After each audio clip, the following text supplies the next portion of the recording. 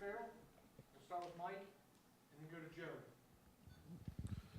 Yeah, Mari, what have you seen from Byron Baldwin? And you came in and played as a freshman too. What's the key, for a freshman like that coming in to be able to kind of crack the lineup or contribute so early? For him, I would probably say just make sure he do everything, to the standard. Make sure he do everything the right way.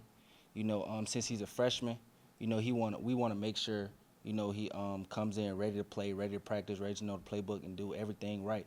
So, his chances of getting on the field is better.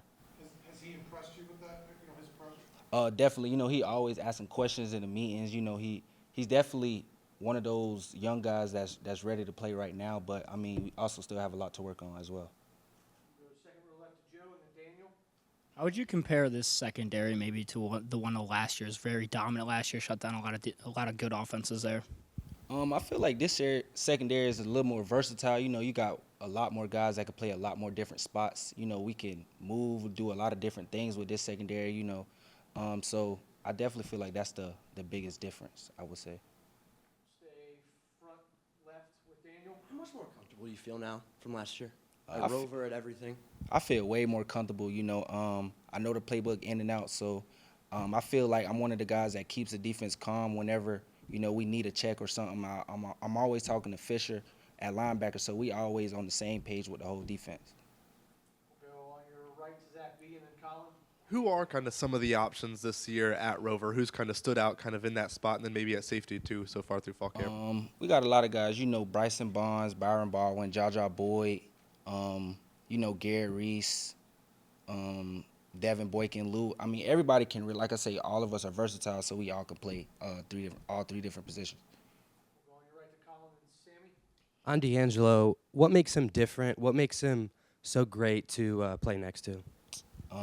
He's just a dog. We both from Florida, so I mean, I don't have to worry about him. When I'm out there, I know he's good on his own, and he knows that too. So, I mean, that's just what makes him so good. He can cover one side of the field by himself, so that makes it easier for me. We'll go second row on your right to Sammy and then Jared. Amare, how has fall camp progressed? Sig said day one it was super hot and humid, and you guys looked gassed. But he said you guys took it to the next level on day 3. How do you feel that you've progressed both as a team and as an individual in fall camp so far? Coach Sig's main thing is just getting better every day. Every single day, one play at a time, one moment at a time. So that's really our biggest focus is getting better, coming in every single day, getting better every single day, and, just getting the edge every day. We'll go second row to Jared and then back to Mike. I remember in spring camp you mentioned that Lewis Moore, you're really happy to have him back. I'm sure he took you under his wing, your freshman year. Just what's it been like to have him back there with you? Another great player that's going to help us a lot. And also we already have chemistry, so we bringing some old chemistry with some new chemistry. So I feel like just mixing that both in will make us, good. We'll go on your left in the front to Mike. Yeah, another veteran, Devin Boykin, got added to the secondary. What's he kind of brought? He feeling good physically? Obviously missed last season, and what have you kind of seen from him so far, kind of going back to the spring?